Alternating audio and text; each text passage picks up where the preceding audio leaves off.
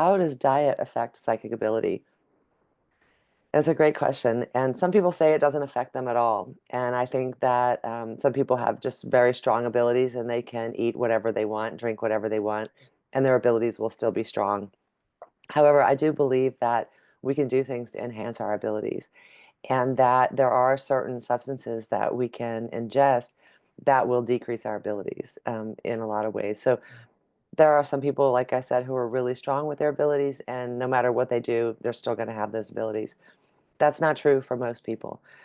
For most of us, the more clean we keep our diet, the more sensitive we are. And so eliminating processed foods is the biggest thing you can do.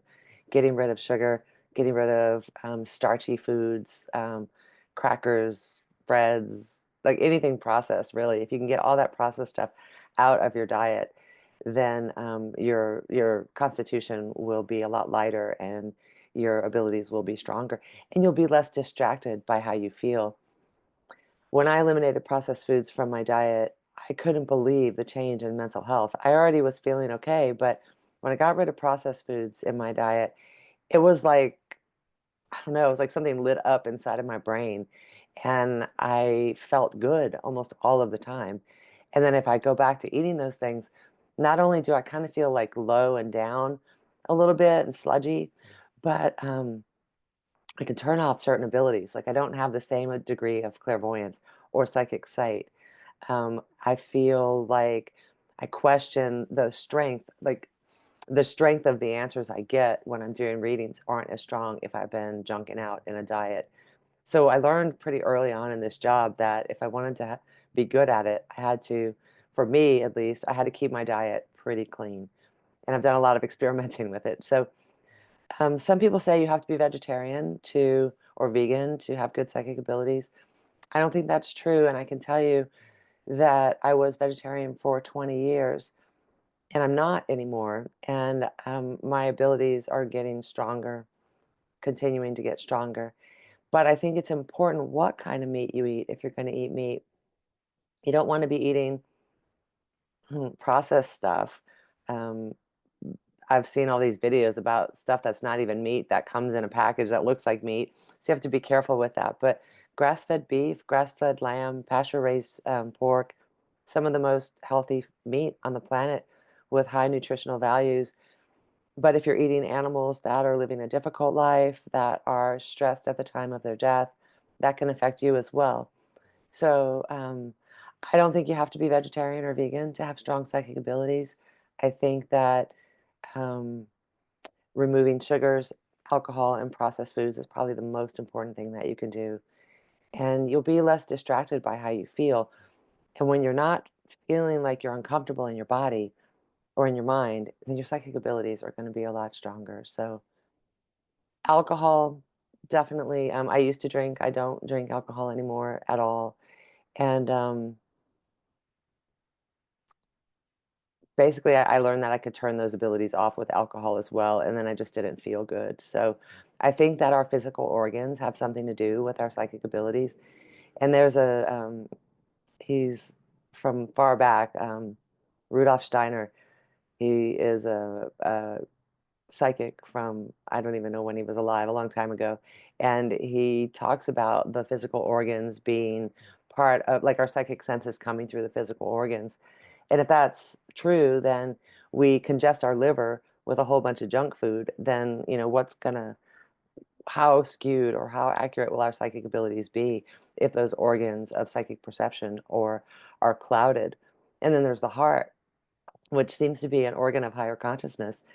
And probably not even a pump or just an organ that responds to pumps in response to our blood. They're finding out a lot of interesting things about the heart, and including that there have been people who received heart transplants, and suddenly they had new memories that didn't belong to them. They belonged to the person whose heart that was, including one lady who received a heart from a lady who was murdered, and she was having such strong visions of being murdered that she helped the police solve the murder of her heart donor. And so it connects us on a higher level, the heart. There's the Heart Math Institute that talks about the vibration of our human heart and how it connects all of us. And that's part of our psychic ability is empathy and clairsentience, the ability to feel people and situations. And so if our heart is not in great condition due to diet, which is the number one reason for heart problems, um, then what's our clairsentience going to be like? If claircognizance, or the ability to know information from spirit, um, is coming from our solar plexus area, and we've got a myriad of issues going on in our stomach area, what's going to happen to that ability? Is it going to be as strong? I don't think it will be. So I think I've probably answered that maybe even more than I needed to, but I do think diet matters unless you're one of those people who just have such strong abilities that nothing can shut them down. And even if that's the case, you're not doing yourself any favors by eating processed food. So, all right. The next question is, and if there's questions about this, just put your hand up and I can answer it if it doesn't feel like I've answered it completely.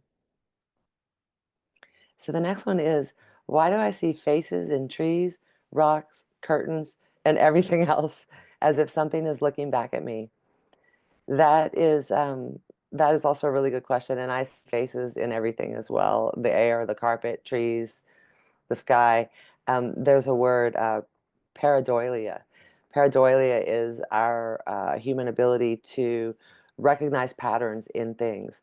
And as humans, we have a really strong ability to recognize faces, to be able to pick a face out really quickly. It's a survival mechanism as a child, as a baby. And so spirit knows this about us. And we all have, spirit guides that are communicating with us. The trees can communicate, um, the earth can communicate. It's everything is telepathic, and so they know this about us. Our departed loved ones know it about us, and they can get our attention to like look at a tree at a certain time where they know like the face will be more apparent in that tree, or they can, I think, work with the energy of our brains to help us see a face in something like a rock wall, or a curtain. I'll tell you, in the beginning of my clairvoyance, or ability to see information psychically, in the beginning of that, I didn't really see much at all. And I noticed over time, reading after reading with people, I would kind of just gaze down at the carpet, and I noticed the carpet would look like it was starting to move. And like a few weeks later, it would form into sort of a face. And then a little while after that, I started seeing that face in the air, like a transparent mask in the air. And so that is one of the ways that spirit will show us themselves, is through that ability we have to recognize faces, if that makes sense. So, are we making that up sometimes and it's not really a spirit and we just feel like maybe it is? Of course, that probably happens. But I wouldn't get too hung up on that. I would say if you're feeling that and you're looking at something and you really feel like it's got a grip on you, and something might be looking back at you, I think there's a good chance there's something is looking back at you and speaking to you through that. And one way that I used to practice this was with trees. I would see a lot of faces in trees. I still do. And so we go on a lot of road trips around Oregon, and there's a lot of burn scars. And so I would ask the forest when I would see the trees, I'd say, "What year did you burn?" And if I could go home and validate the year that that fire happened in that area, that really helped me understand that, oh, wow, I really am communicating with something out there in the trees. And that helps you let go of the doubt, because it does seem a little crazy, right? That, oh, yeah, there's rocks talking to me, but it might not always be the rock. It might just be a departed loved one. It might be your higher self. It might be one of your spirit guides trying to give you a message through that ability we have for recognizing faces. All right. Okay. How do I get over my fear of allowing my psychic abilities to manifest? This one is this was a really is a really common question, and for me, I'm just like, how do I get more? How do I get more? But there are a lot of people who find it scary, and the best way I think I can answer this is eliminate as many unknowns as you can about it. For me, learning scientific reasons why we're psychic, finding as many things as I could about that, listening to as many people talk about having out of body experiences or near death experiences, just learning as much as I could about who we are as spirits having this human experience in this realm we call physical. The more you understand it, the less scary it is. Usually, that what was the question? Get over my fear. Yeah. So that fear is usually fear of the unknown. It's sometimes fear of, oh my gosh, what if there's something out there that can get me? What if there's a negative entity that can attack me once I start allowing these things in? Um, so demystify it as much as possible. There is a myriad of information on YouTube. If you just type in stuff about how do psychic abilities work, take a class, read a book. Um, do as much as you can to demystify it for yourself, and it won't seem so scary.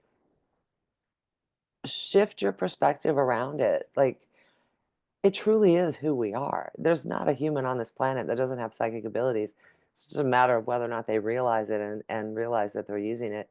So just realize through whatever means you can, like whatever resonates with you, that you can listen to or read more and more about who you are as a spirit. I'm thinking of a book right now called Destiny of Souls. Michael Newton wrote probably more than these two books, but he wrote Journey of Souls and Destiny of Souls. And he was a hypnotherapist that regressed tens of thousands of people back to their spirit state where they were choosing this life. And he had so many similar accounts of stories from people from that state that it just there's no way that that information is not true in some way. And so reading those kinds of books is really empowering. And for me at least, and for the people I know, a lot of people who read those things, it makes them want to do it even more because they realize, okay, this is just who I am naturally. When it comes to things like entities and ghosts and scary stuff, I'm an open channel, and I pick up on that stuff just as easily as I pick up on the positive stuff. And at first, that was really scary for me. I didn't know what to do with it. Like, these things were coming in my house and telling me to cut my cat's leg off. I'm like, I don't even kill bugs. Are you kidding me? I'm not doing that. Why would I have these crazy thoughts, right? I didn't know I was having so many crazy thoughts at first, but I was learning to channel and everything was coming through. And so I got a mentor. I was like, I don't know what's happening to me. I don't know who this is, if I can trust it. I don't know what to do. And she was able to look at things from a more experienced perspective and was able to tell me, oh, this is what this is. And that's not so scary. This is, that's that hooded being that stood at the foot of your bed is actually an angel. I was like, oh.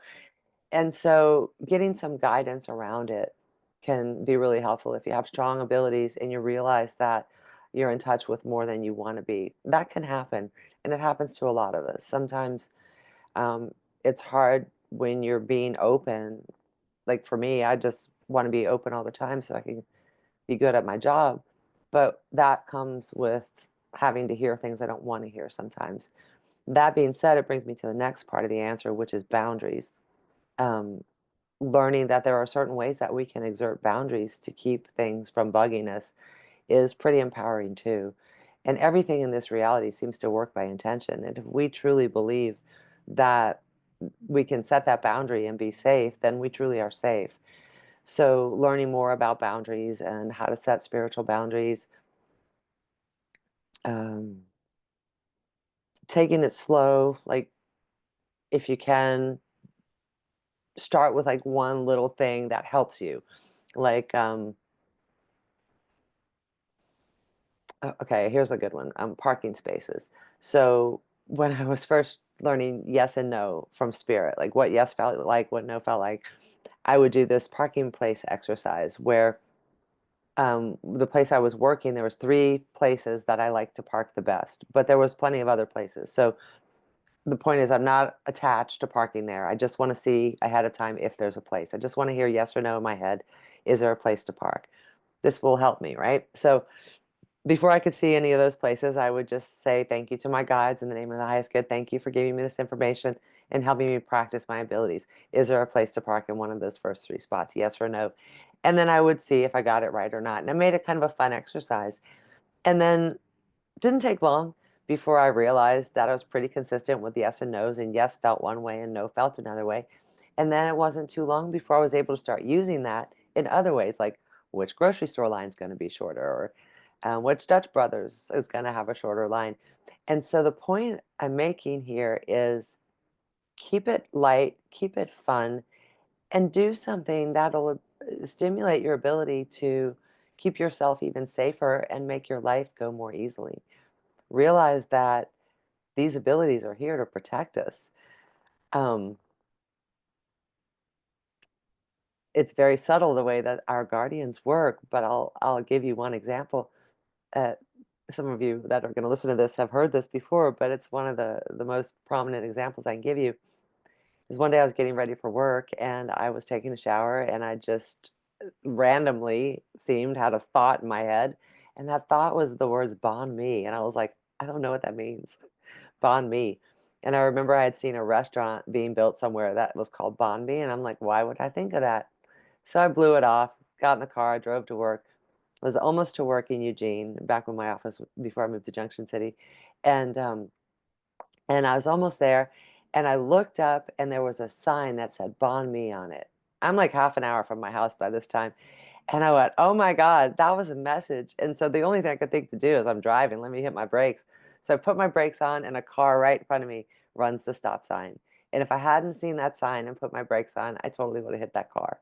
So to understand that these abilities are here for our protection and to help guide us in life, that makes it a lot less scary because I kind of find it scary to think that I might not have that guidance if I don't let my abilities come through. So there's nothing I can really say magical to make your fear go away, but those are my suggestions to start down that road of letting go of that fear because you're here to be psychic. And if you signed up for this, you're already psychic. Okay, what is light language? So light language is I'll start with this question. Is light language and speaking in tongues the same thing? Yes and no. Um, yes, in that we all have this spiritual tool for speaking in different vibrations for specific reasons. When people in religious groups speak in tongues, it is with the intention of either praying when you don't know what to pray for, like speaking to God in a way that you don't know what to pray for, but it just comes out and it makes a connection. It's a way of letting spirit, they say, Holy Spirit, move through them.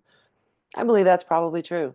But I think that when a practitioner, I mean, a person speaks light language, it's usually a person with that's not part of a religious group, that is doing it for what you would call a spiritual reason, where they're trying to either channel a guide or another being, or they are trying to change their energy in some way. So light language is real words that are from different languages, but put together in a way that maybe many languages in one sentence. The reason for it is that the specific words make a vibration. Every word makes a vibration. Even if I draw a letter, I made a vibration in my field. And so when we speak light language, we are creating tones or vibrations to do something. And if you have intention around it, then there's a lot you can do. With speaking in tongues, there doesn't seem to be that intention with it. Like my mother did it, and it was just letting the spirit, what she call it, being slain in the spirit of the Lord. That's what she called it. Well, that's not what I'm doing. I am connecting with my soul, with my guides, and I also believe that light language is programmed into our DNA for the reason that we're going to need to learn to speak languages, and we could end up a lot of different places where there's languages, and we have an incredible ability to learn languages. Like we can learn so many different languages, and they can come so naturally. So I think that it's built into us. And there was a study done at Harvard, and probably some other studies done as well, where they found they uploaded like 70 billion copies. I don't know, like a huge amount of copies of an ebook onto DNA.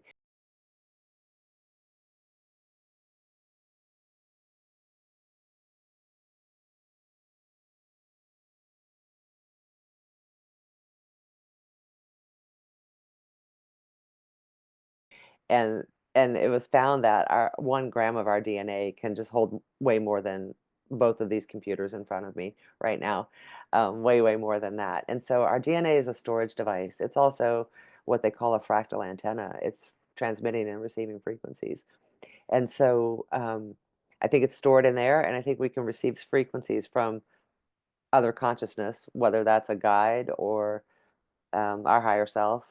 We can receive those vibrations that way and emit them out as words. Why do I use it? What can we use it for? Everyone I've ever talked to that uses it regularly, the number one reason we use it is to change the energy. So stress, it's almost like a stress relief valve opens when you speak light language. Like if someone cuts me off in traffic, I can almost not hold it back. It just comes out and it's an immediate relief. I can move people's energy, specific energies, like things I took in energy medicine classes.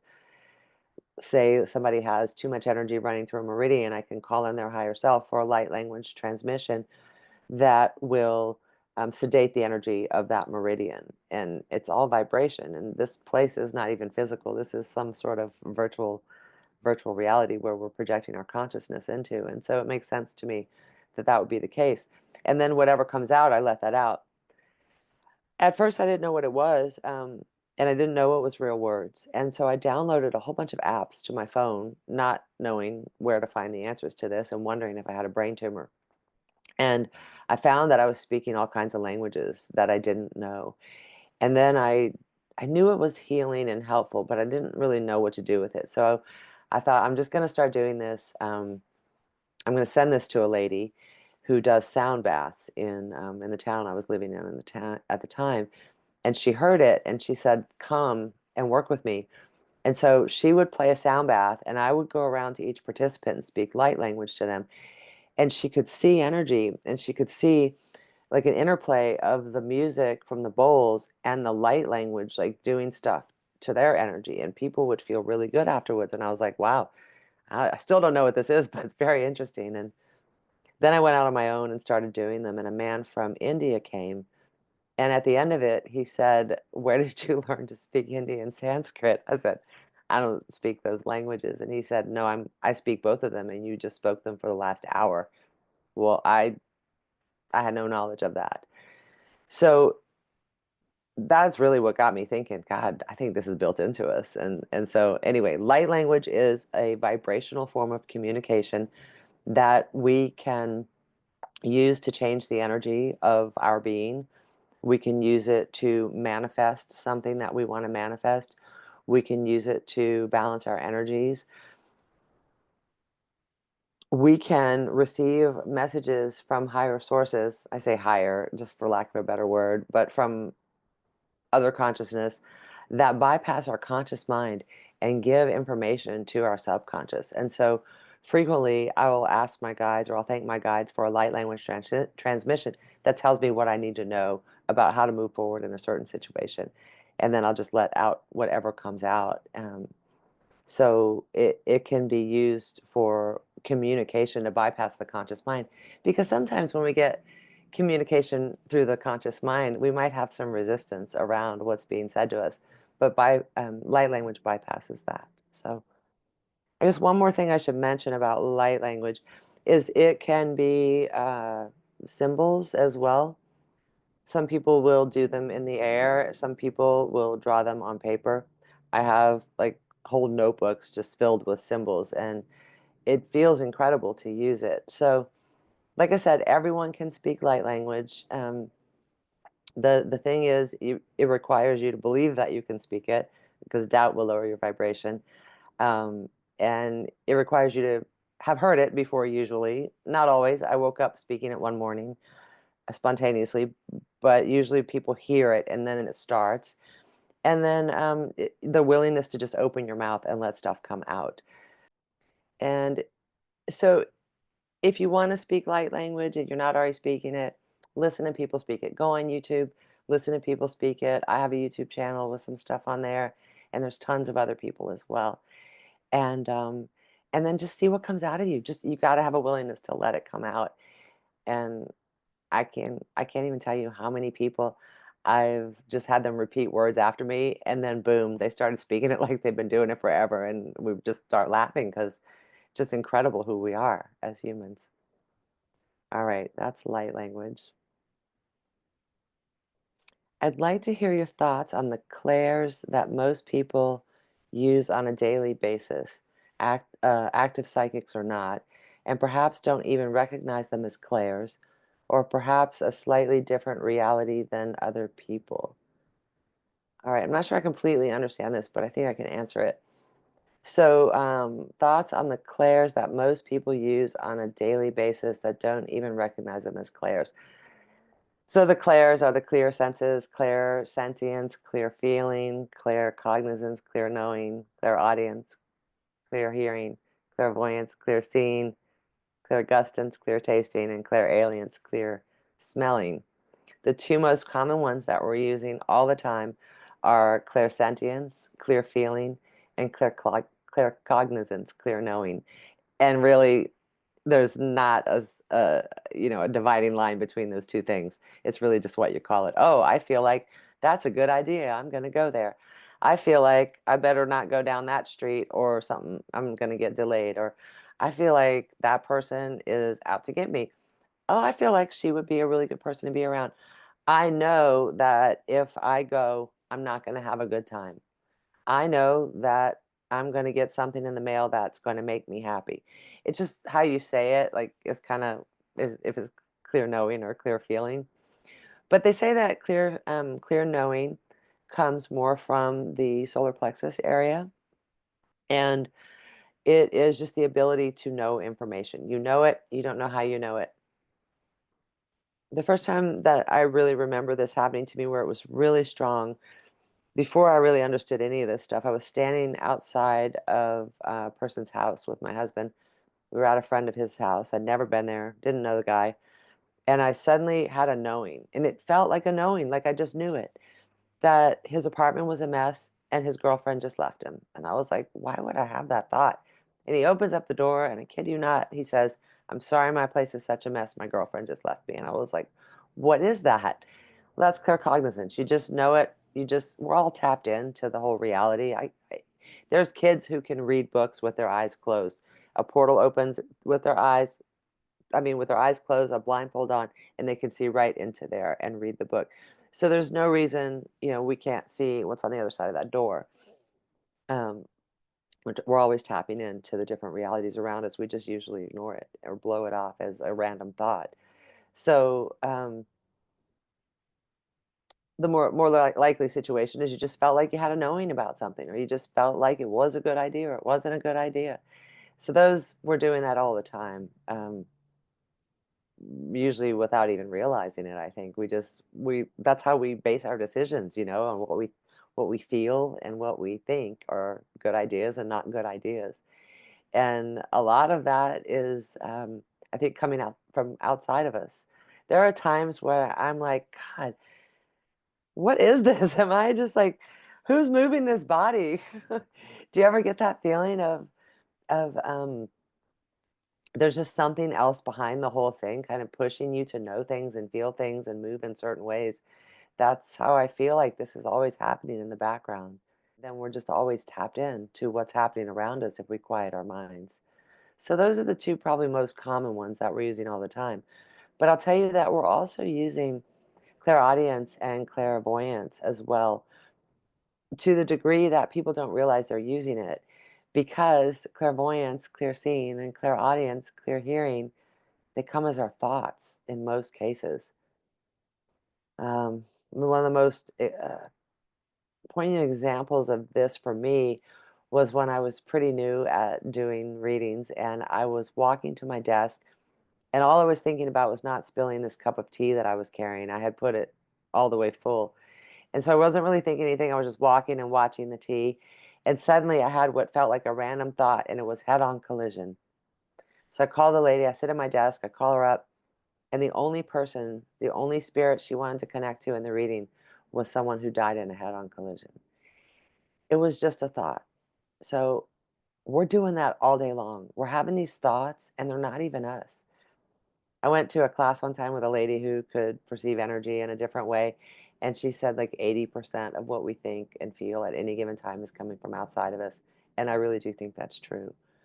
So we usually hear spirit as our own thoughts, and we usually see information from spirit, not usually, but often as our own thoughts. And so it's easy just to overlook those things and say, why'd I have that weird thought? So when you have weird thoughts, stop, look and see, what am I doing right now? What could this apply to? Bond me. Don't forget about bond me when you have a weird thought. Be looking out. It could be a message. We're using those abilities all the time. There's just no way around it. Can you comment on physical extraterrestrials on planet Earth?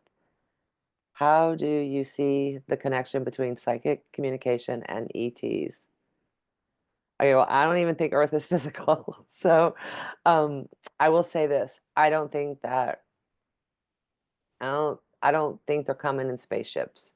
I think that they are communicating with us telepathically. And I don't think that everyone who says they're communicating with ETs is communicating with ETs. Unfortunately, there are a lot of trickster beings out there, and I don't even know what to call it. It's almost like a fad. There's a huge number of people who are suddenly saying, I'm talking to these ETs and I'm talking to those ETs, and it's not always right. I've seen these cases where it ends up being like this trickster entity just trying to get someone to um, buy in, and there's a lot of that. There are a lot of other entities out there, and I'm sure in this room with me right now, and we're all telepathic, and so that is how they communicate, is telepathically. But I don't think that they're going to come in some physical metal ship. I think that when people see those things in the sky, do you remember how those plasma things, they were seeing those plasma things at the same time there was all those drones in New Jersey? Do y'all know what I'm talking about? Well, I think those metal things, I don't think those were ETs. I think those were man-made. But those round plasma things, that's exactly how I see them. Um, and and so I think that they're coming like their plasma, their energy. And so those ones that are like round and they look like a light kind of moving in there, I think that's probably a consciousness, an extra dimensional consciousness or interdimensional consciousness. But I think when you see like a metal ship, I don't think that's what that is. At least not in most cases. Now, there are people who have come out of body and say that there is an ice wall, that Antarctica is not really a continent, but that there's an ice wall around the whole place where we are, and that there are actual physical ETs that live on the other side of that ice wall. I don't know. I have heard that from some people who are pretty good at going out of body. But I will say that the majority of people who are going to get, probably all the people who are going to get information from an interdimensional being, I don't call them extraterrestrials. I call them interdimensionals because I don't think that I think they're from another dimension, so to speak. They're from another vibration, and they're telepathic. And I think they are talking through a lot of people, but I think there's also a lot of people who are saying it that aren't really communicating. They're actually communicating with something that we might call demonic. So you have to use discernment when you go to people who are channeling. And there's some beings out there who pretend to be ETs that are fallen angels as well. And I've talked to a couple of them, and they kind of have this agenda of keeping people up in the airy fairy, not wanting them to be grounded, and just um, um, like spiritual narcissism. And so that's a really big thing that we have to be careful of right now, is discernment with who we're connecting with. So I believe that there are physical extraterrestrials here. I think there are projecting their consciousness into this reality. And I think that they're telepathic and that we can communicate with them. And I think there are many of us have past lives in other star systems, and um, that we probably have connection with them in this life as well. And I think when we get abducted, it's the consciousness is abducted. I don't know, my feelings on whether or not physical abductions, like actual the body is actually being taken. I don't really know my feelings on that. It seems to be for most people, even the um, um, what do they call it? Secret space program people who say they were abducted, they even say it was their consciousness that was abducted. So those are my thoughts on that. All right.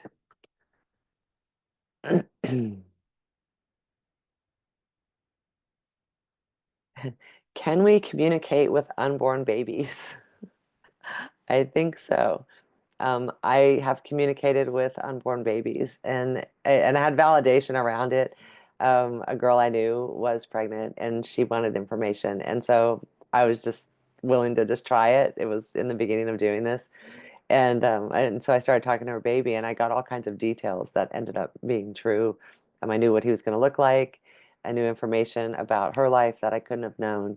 Yes, I think we can communicate with an unborn baby inside of a mother's womb, and that baby is a soul and it's telepathic as well. So absolutely.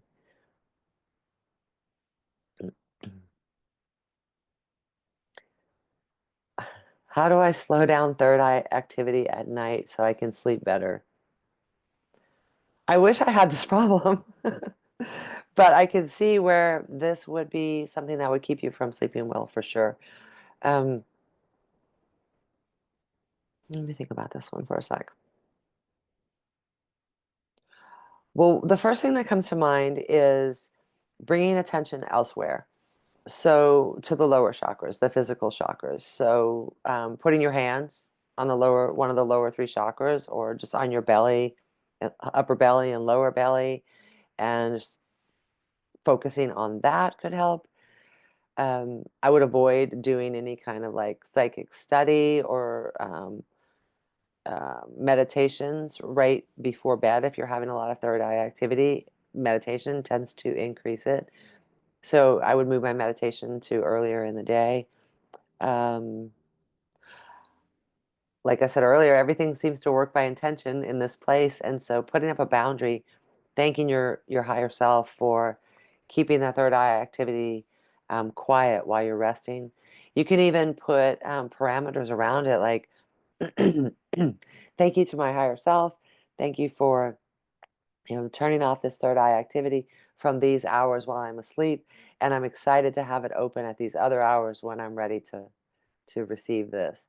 So you could just have some sort of boundary around it right before you go to sleep. I know that sounds like not much, but it can do a lot, especially if you have repeated boundary, the same boundary over and over again.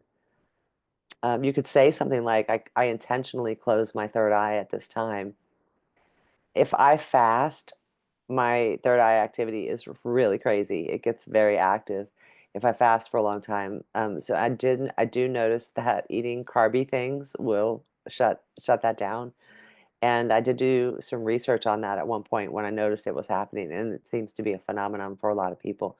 So you could try that, eating something like, I hate to recommend eating something like that, but it is something that could probably work if you're having a lot of trouble with it. Um, that's all I can think of with that. I think I mentioned asking your guides, thanking your guides, thanking your higher self for helping you have a boundary with that. Back to like the physical chakras, is doing an earthing practice before bed, connecting your feet outside to the earth, could be pretty beneficial in getting, because that's connected with your root chakra. So that could help bring that attention away from the third eye chakra. And grounding, or I should say earthing, helps people sleep better. So that might be a really good practice for you, to put your bare feet on the ground for 30 minutes before bedtime. It's not the greatest time of the year for that, but it is very helpful. So I'm glad I remembered that. I think that was all the questions I have.